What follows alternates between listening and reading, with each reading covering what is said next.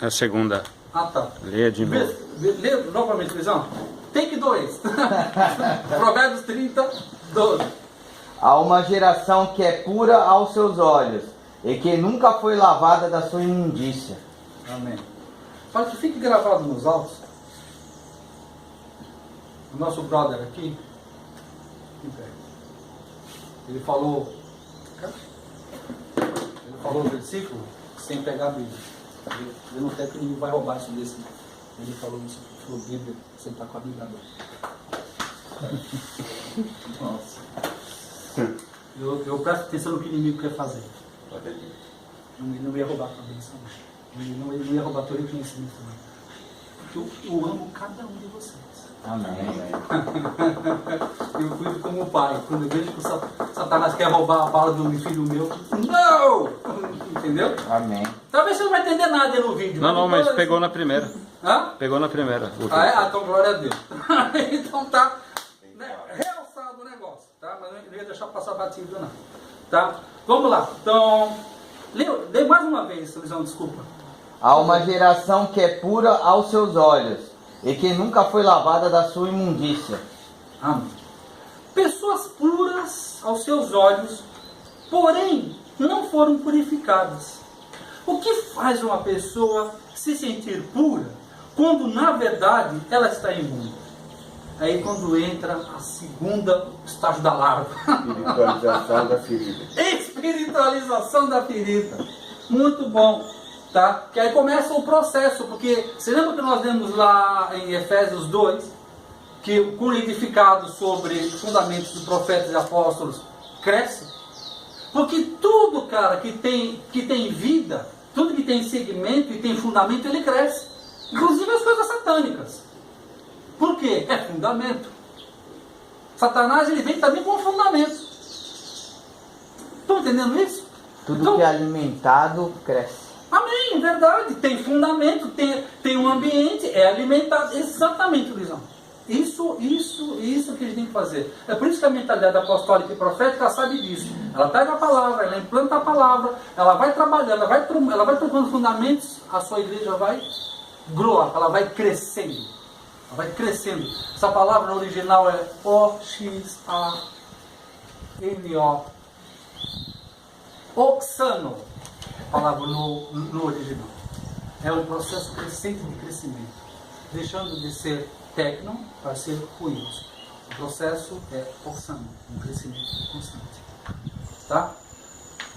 O que faz uma pessoa ser pura aos seus próprios olhos, não sendo purificada, é quando ela entra na espiritualização da ferida. Agora eu vou ler aqui quando a gente comenta, ok? E a resposta a isso é religiosidade. Tá? É mais fácil a gente espiritualizar uma ferida do que resolver.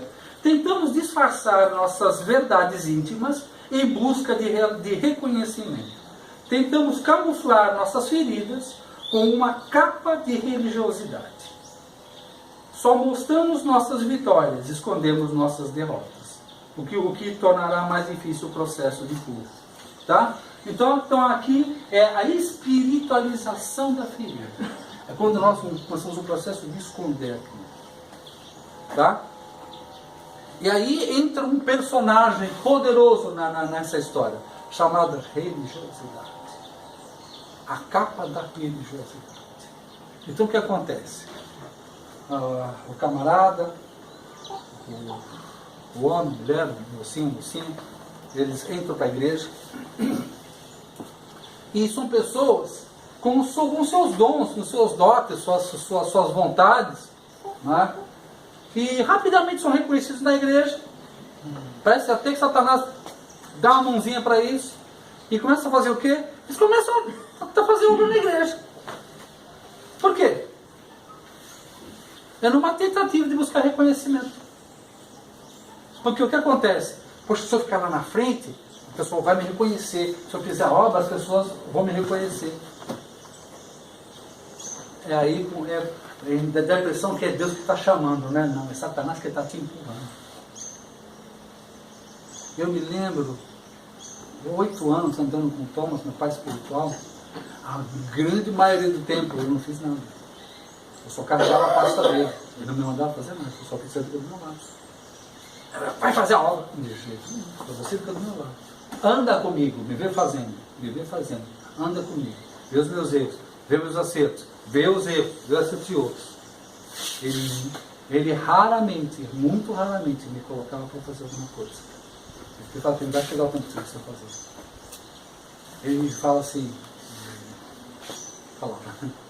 nos Estados Unidos tem um departamento que cuida do dinheiro falso, tá? Falsificação de dólares. Ele fala, lá, o FBI, tá? Não entra nesse setor de notas falsas, não entra uma nota falsa. Os caras ficam o dia inteiro manuseando notas verdadeiras. Estudando sobre o material que faz a nota, a cédula, a tinta, a máquina, como é que é. Por quê? Quanto mais contato você tiver com o verdadeiro, mais aptidão você vai ter para, sensibilizado você vai estar para identificar uma nota falsa. Para você estudar o falso, estude o verdadeiro, não precisa se misturar com a sujeira.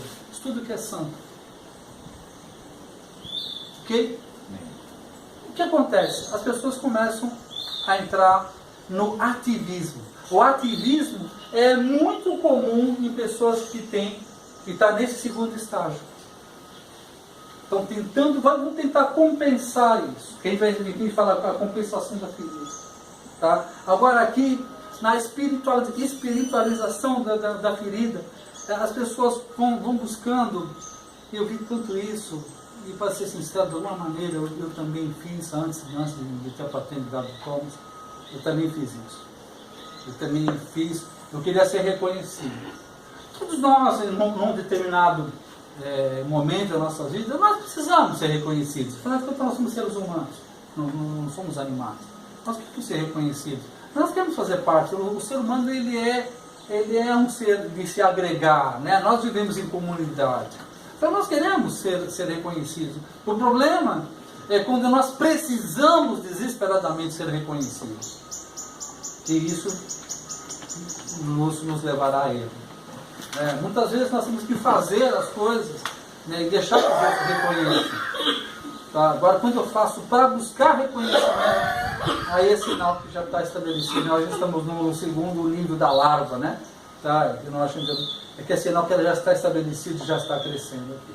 Ok? Algum comentário? Alguma coisa sobre isso? Eu. Por favor, Luizão. Eu quero. Você falou agora, Tex, que a capa da religiosidade pode ser até mesmo quando uma pessoa é implantada, até mesmo na igreja, né? Uhum. Você falando começou a me vir na minha mente como se fosse uma armadilha, como se fosse um arapuca. Então eu vejo a capa da religiosidade como uma armadilha coletiva. Por que eu estou dizendo isso? Uhum. Porque a pessoa que foi levantada, né, e estando lá, acha necessário estar lá, tal, aparecer, ganhar cargo, tal, não sei o quê. Mas tem muitos que olham para homens, que nós sabemos que na igreja tem diversas pessoas que se espelham em homens e quando aquele cara cai, a pessoa cai. Então eu vejo isso como um arapuca e uma armadilha coletiva. Amém. E esta pessoa caindo ou dando alguma mancada, ela leva várias pessoas. Satanás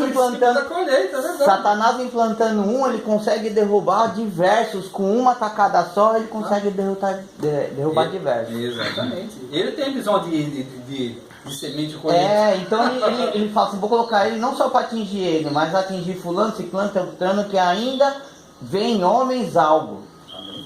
Né? Muito bem. O livro de Oséias, 6:4, 4:6, estou tentando achar aqui, mas depois você confere na sua casa. Vocês confiram aí. E meu povo padece, porque ele falta entendimento.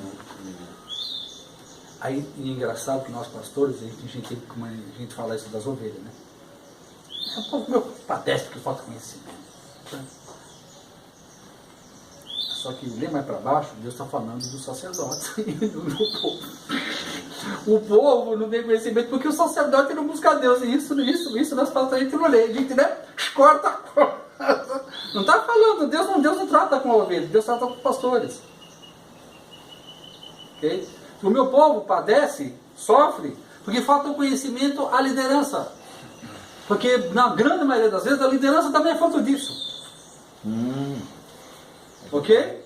Então, elas vão se reproduzindo. Se reproduz conhecimento ou ignorância. Tudo se reproduz, tudo tem ambiente, tudo cresce. A ignorância também cresce. E aí é por isso que a igreja de Deus no Brasil, ela cresceu em número, mas nunca cresceu em maturidade. Continua sendo a mesma igreja criança. Aliás, em alguns pontos, posso dizer até que ela regrediu. Porque quando ela priorizou o tamanho do que maturidade, porque eu quero espaços maiores, eu quero ser pastor de 1000 membros. Você não cuida nem de 10, velho.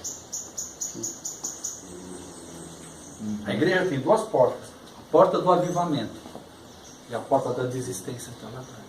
E vai desistindo, as pessoas não cuidam, mas deixam lá. Vão caindo, porque não produz. São sanguessugas.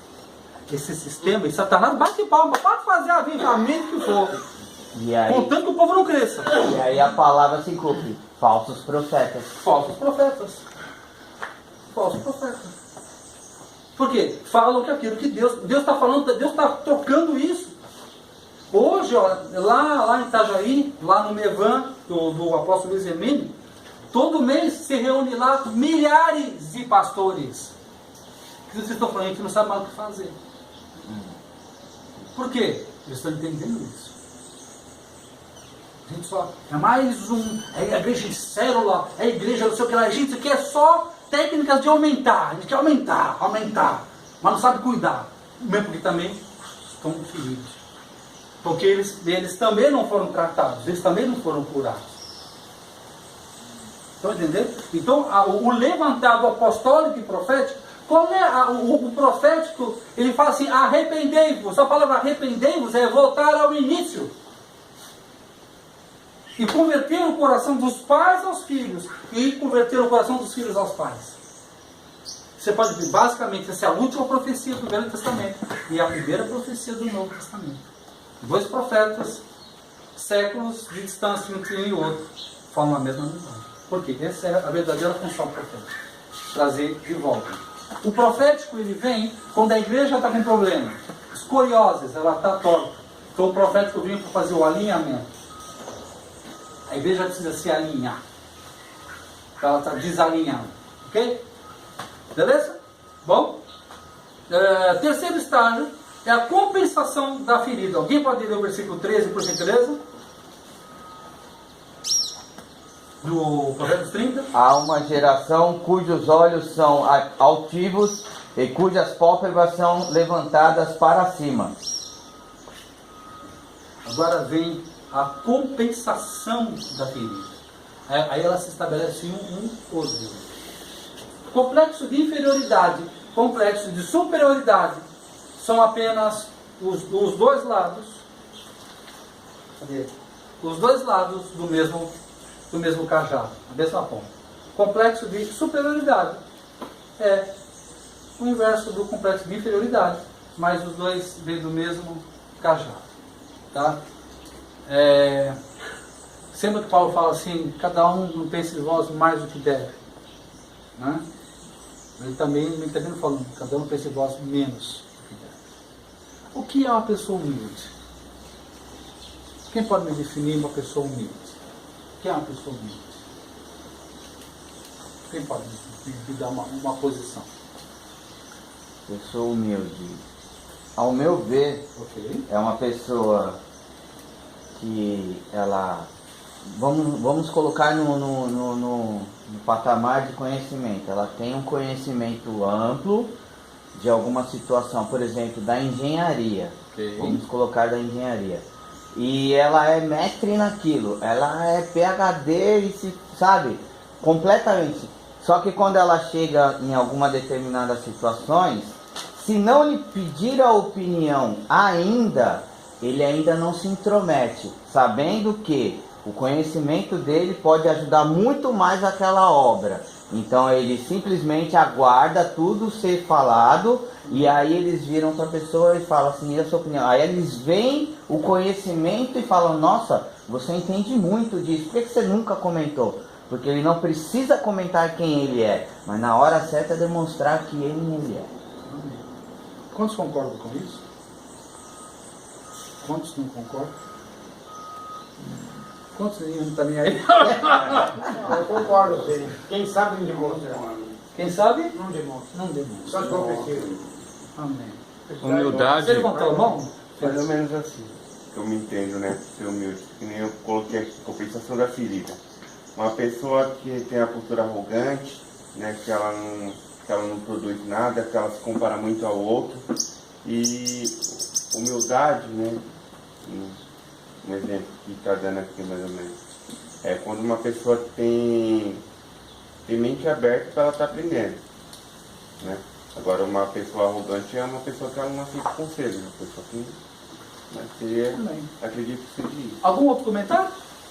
Pra mim, o humilde pra mim é aquele que dá e não divulga. Não sai falando pros outros, pô, dei isso aqui pra isso, pra Está se comparando com o outro.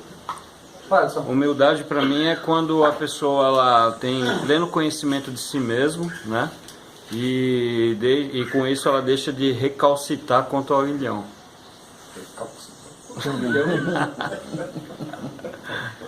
Começamos bem 2018. Aperte para passar o seu vídeo.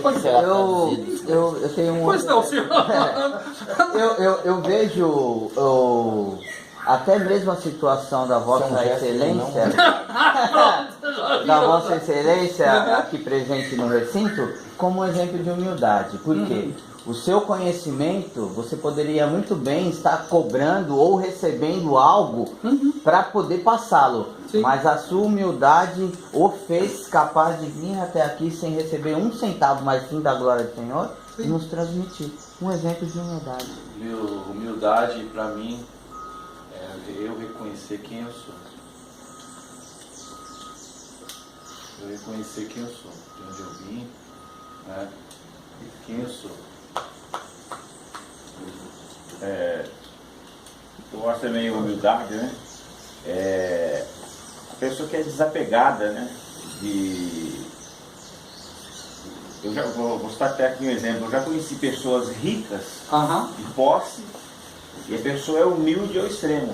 Caramba!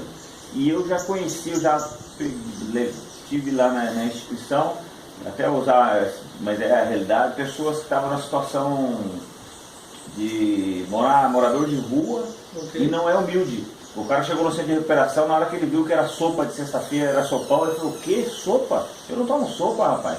O cara era morador de rua. Falou: não, eu baixo cascudo, eles me dão bife, eu vou tomar sopa aqui, eu não tomo sopa não. Ele foi embora. E eu já vi empresário que me ajudava, sentou na mesa e tomou sopa com a rapaziada. O cara é empresarial. Então você vê que o cara é desapegado com bens materiais, né? E me vem então um provérbio que diz que vindo a soberba virá também a afronta, mas com os humildes está a sabedoria. Então a humildade, né? O cara que é humilde, ele é Muito sábio. legal. Bom, algo mais? Alguém quer comentar? O canal está aberto. É interessante, a começar pelo que o Luizão estava comentando, todos vocês falaram um aspecto, uma faceta de uma outra coisa. Não tem nada a ver com humildade. Tem a ver com simplicidade que vocês falaram. Agora, ele falou a coisa correta. Repete para mim. Reconhecer quem eu sou. Ser humilde não é pensar mais de você mesmo. Ser humilde é pensar menos de você mesmo. É pensar menos em você mesmo. Ser humilde agora sim, eu sei quem eu sou, mas eu penso menos em mim, eu penso em vocês.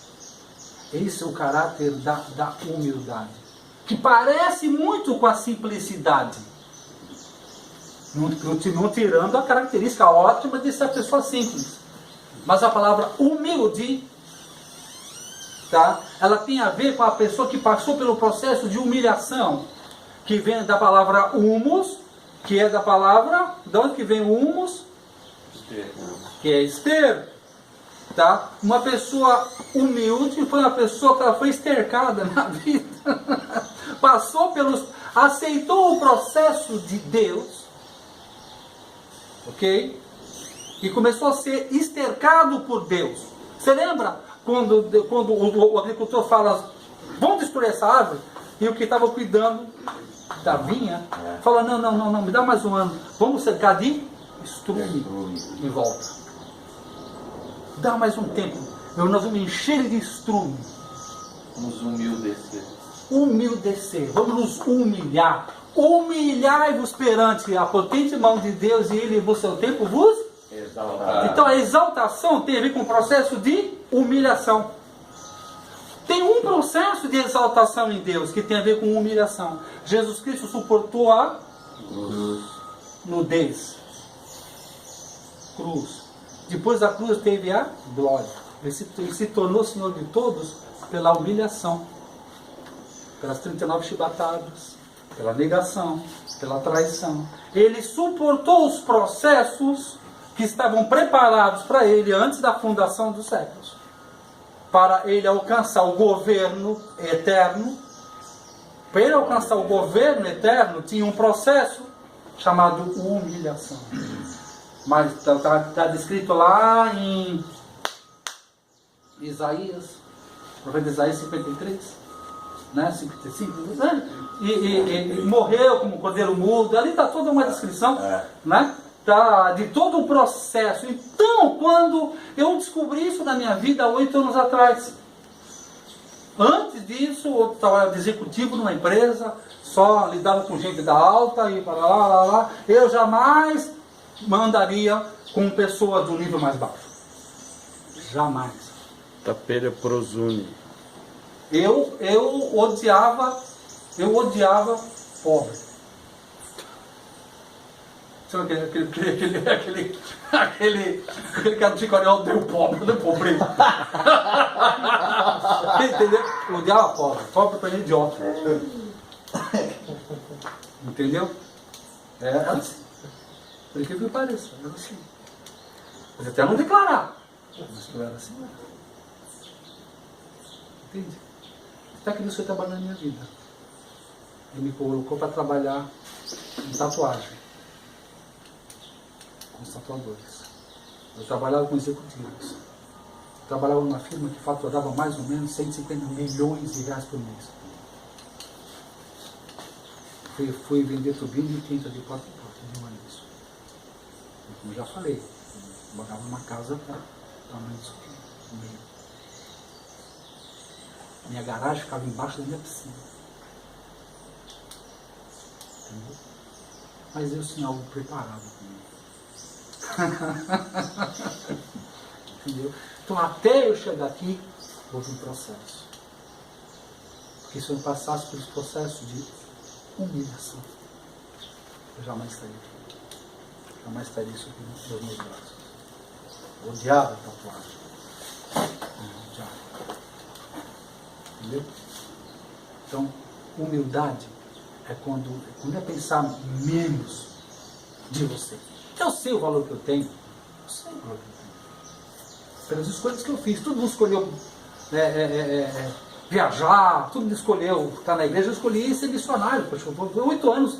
Eu não sabia o que era ficar em São Paulo. Eu não sou nascido e criado em São Paulo. Eu estava sempre viajando, estava sempre nas igrejas. Eu não tinha final de semana. Só tinha final de semana quando não tinha nenhuma igreja que tinha chamado meu pai espiritual. Aí eu falei, esse final de semana você pode sair com a tua esposa e teus filhos. Aí a gente ia pro clube. Do contrário, não tinha, velho. Não jogava futebol, não jogava nada, não fazia nada. Eu estudava de segunda, quarta e sexta, estava no culto de terça e quinta, sexta, sábado e domingo, estava em viagem missionária. Eu ganhava grana, eu estava na África, estava em Israel, estava no Canadá, estudando, pegando coisas. É a minha escolha. Então, tipo assim, não é pensar menos de mim, mas é pensar menos em mim. Isso que é o caráter da humildade. Tá? Vamos lá. Estágio 3, compensação da ferida. Tenta contrabalancear a sua insegurança interna. E se tornam extremamente ativos. Isso foi o 3. O 4, na propagação da ferida. Então, certo, eu já me perdi. Não, está no 4. Daqui, vamos ler de novo o versículo 14. Propagação da ferida. Há uma geração cujos dentes são espadas, e cujas queixadas são facas, para consumirem na terra os aflitos e os necessitados entre os homens. Amém. A gente entra já no quarto estágio, da propagação. Traficante de ferida. Aí o Satanás vai usar a nossa boca. Da mesma maneira como nós falamos, nós somos amaldiçoados, falamos, ouvimos, da mesma maneira como nós ouvimos, aquilo não foi curado, não foi trabalhado, não foi tirado de nós, nós nos tornamos propagadores. Aquilo que a gente odiava e ver nosso pai fazendo com a nossa mãe, nós estamos fazendo com as nossas irmãs, fazendo com as nossas esposas, fazendo com os nossos amigos. Aquilo que eu mais odiava, aquilo que eu estava totalmente avesso àquilo, é o que estou manifestando. Por quê? Eu recebi aquilo, eu aceitei aquilo, tentei cobrir, não trabalhei, ele se estabeleceu, e eu não curei, aquilo começa a fazer. Tá?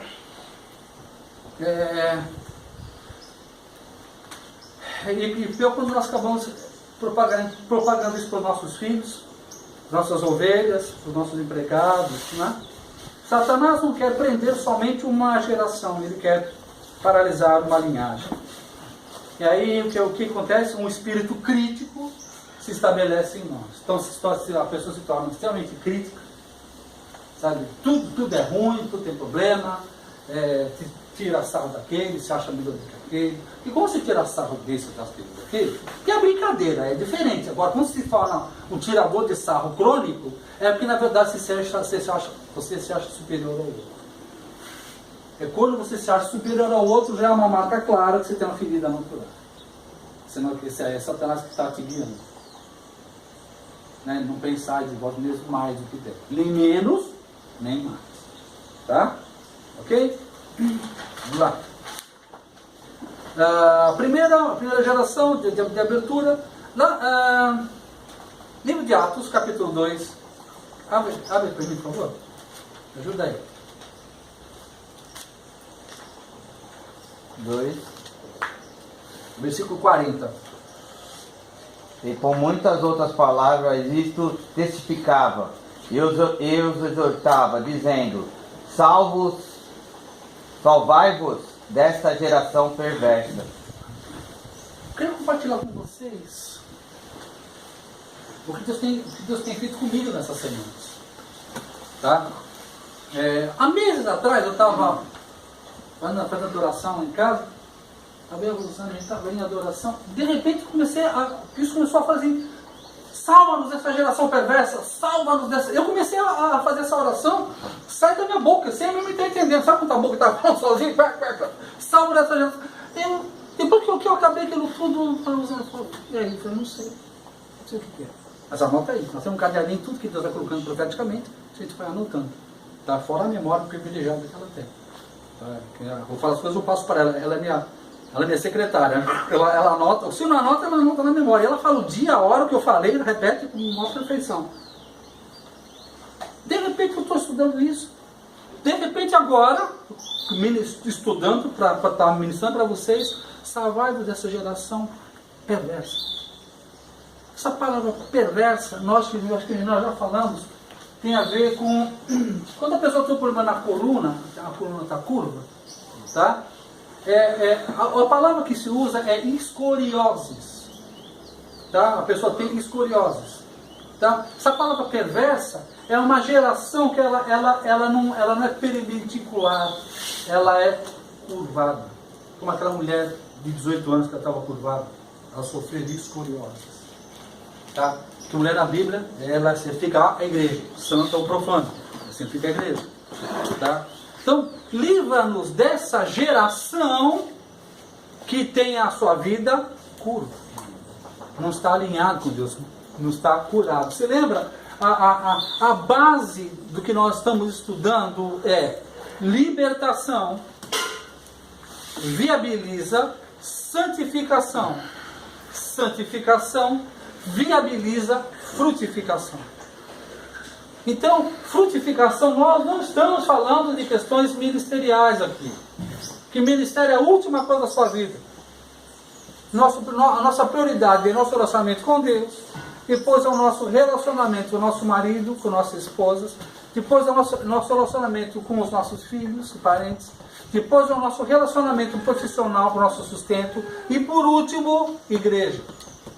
Igreja é o último lugar. Tá?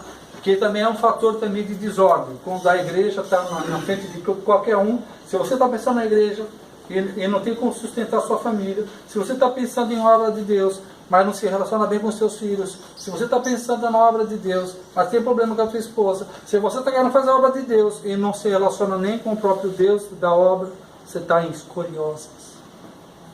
Então, Senhor, livra-me desta geração. O que é dessa geração? É um tipo de gente que é assim. Então, cada um de nós temos que olhar para dentro de nós e entender isso. Tá? Livra-nos dessa geração. Livra-me, Pai, desse tipo de gente escolhosa. Nós queremos ser fundamentados, como nós lemos em Efésios 2, fundamentados sobre, em cima de um verdadeiro fundamento. Um verdadeiro fundamento faz com que a gente não tombe nem para a esquerda nem para a direita. Ok? Amém. Beleza? Livro de Efésios, capítulo 6, versículo 1 a 4. Fica ler para mim aí.